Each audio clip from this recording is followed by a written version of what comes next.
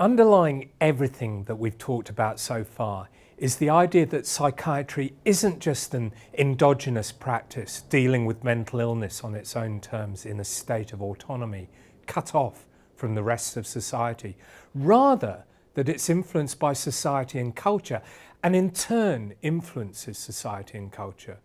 When, for example, we talk about the interaction between psychiatry and the Cold War, we're saying that to know and to treat the mind could result in applications beyond the asylum, the hospital, or the doctor's surgery. And at the most basic level, psychiatry is about defining and managing what it is to be normal or abnormal. It attempts to demarcate. This gives it a lot of power. In effect, the power of, in Ian Hacking's words, making up people. How can people be made up? Surely that's something that fiction writers do. Surely we're all real people. We don't need to be made up unless we really believe that everything other than our consciousness is an illusion. We are, in our essence, flesh and blood human beings. We're not made up. Not so, says Hacking. In a very real sense, our identity is shaped by the ideas and knowledge that people have about us and our behaviour. Indeed, the ideas about what type of person we might be can directly remould our sense of self and our behaviours. Ideas and knowledge act upon us. This is the process of making up people, and it is one that involves a thing that Hacking calls the looping effect. So before exploring some of his case studies, let's introduce the man himself.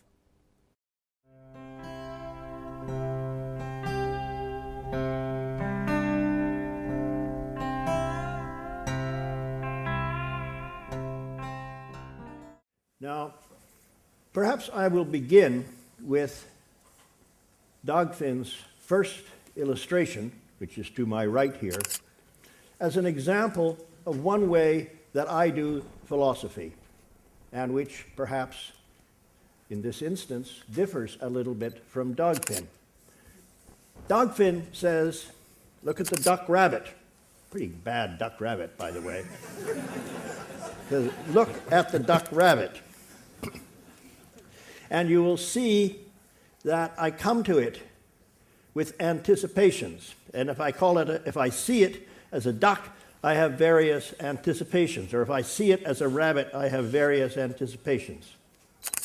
And he seemed, perhaps I am wrong, to be suggesting that I anticipated that it is going to go on being rabbit-like, which is the last thing in the world I anticipate. I don't expect this to go eating carrots and this to go on eating carrots or anything.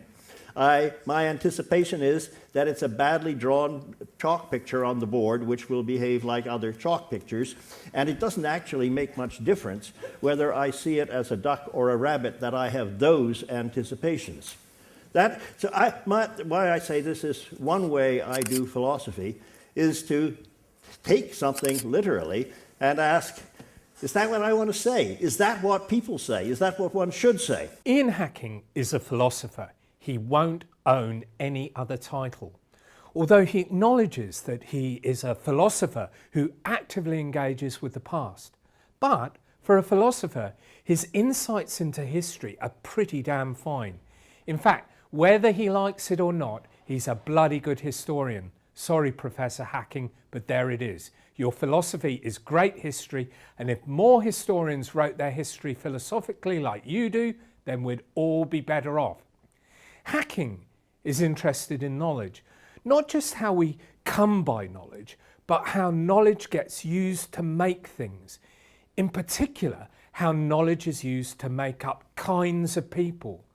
Kinds of people that didn't exist before they were identified and then operationalized by that knowledge. People who become conditioned to think and act in certain ways. Once then, others recognize themselves as a certain kind of person. This is Hacking's looping effect.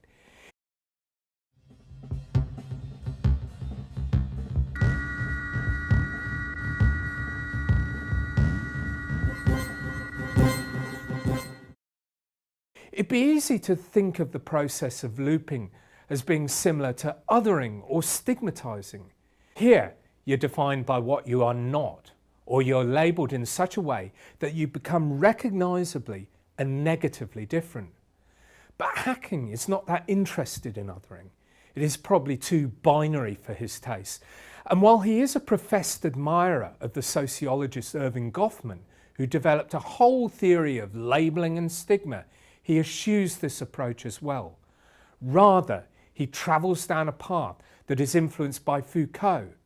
Not the Foucault of many people, a shadowy, prolix French version of Gramsci, whose discourse was just another word for hegemony, but the Foucault who insisted not only that knowledge produces power, but also that power isn't just repressive, that it can be productive, creating things, indeed making up people.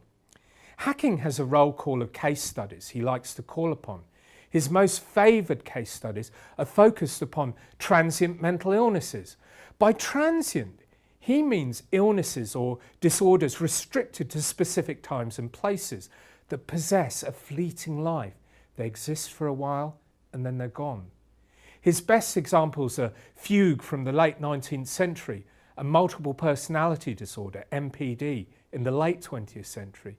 He's also interested in autism and obesity. The two are linked together for the productive dissonance that a compare and contrast provides. Analysing these fields, combining them with other areas of interest, including the emergence of statistical thinking, he constructs a framework within which people are made up. This is classification, the unhappy people themselves, institutions like clinics, societies and support groups, knowledge which is taught, disseminated and refined within the institutions, and experts who obviously produce the knowledge. It's not an atomistic model, it's relational. And despite the fact that his account places great emphasis upon the role of the experts who generate the knowledge, etc., each element has its own weighting that can, depending upon circumstances, impact to greater or lesser degrees. By relational, I offer this example. The knowledge that is generated about people cannot be entirely independent of those people, their dispositions, behaviours, presentations, etc.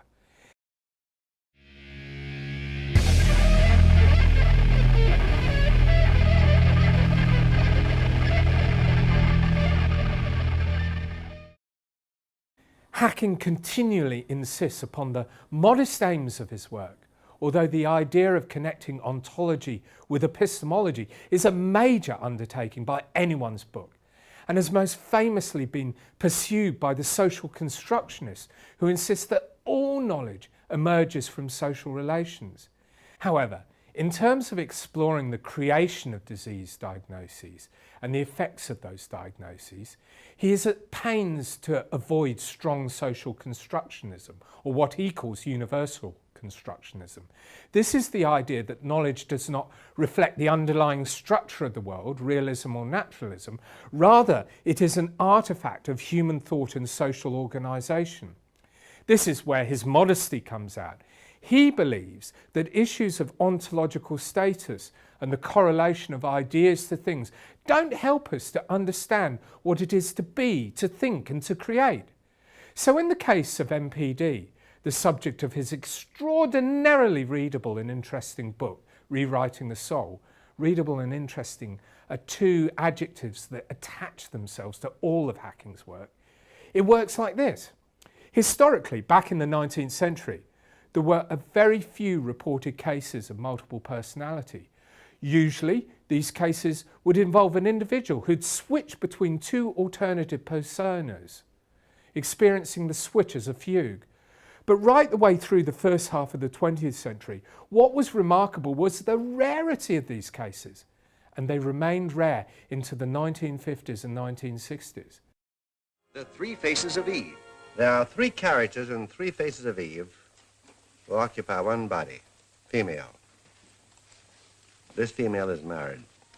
This is a true story of the most completely documented case of multiple personality in the history of medicine. Maybe he wants to get Bonnie away from me? You mean by divorce? No, sir, maybe not that, but if he could make me believe I'm losing my mind. Is that what you think he's trying to do? Well, I don't know what else it could be the way he tells it. Am I? She is a bit livelier then as the second of the personalities. Eve Black, a girl who loved nothing better than a few hookers of gin and a romp with a stranger. Don't you want to give me one? Well, I never seen you take a drink before. Honey, there are a lot of things you never seen me do before. That's no sign I don't do. And then this third specimen of young womanhood finally emerges. Please, please, Mama, please don't make me. Please, please don't make me, Mama. Please don't. Please, please don't. What happened, Jane, under the house? She made me kiss her. No.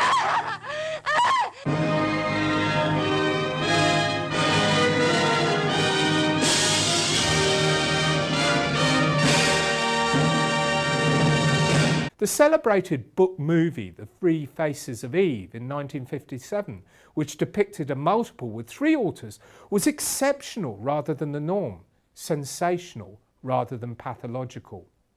It was only in the early 1970s that multiple personality disorder became an epidemic. This was marked, nay, catalysed, by Flora Rita Schreiber's Sybil in 1973. Schreiber fictionalised the treatment of a young woman by Cornelia Wilbur, a psychiatrist and psychoanalyst. Sybil, in real life Shirley Mason, had come to Wilbur suffering with anxiety and memory loss. In the course of treatment, which involved hypnotism, it was revealed that the memory loss was a result of Sybil switching between one of the 16 alters that were elicited by Wilbur. Eventually, Wilbur was able to reintegrate the alters into a single personality, making Sybil whole again. What was it about Sybil that catalysed the movement? Or rather, why didn't the movement begin with Eve? Hacking's answer is simple: child sexual abuse, which had only really been discovered during the 1960s. Remember how Freud dropped his seduction theory. Follow the leader. Just follow the leader. That will be fine.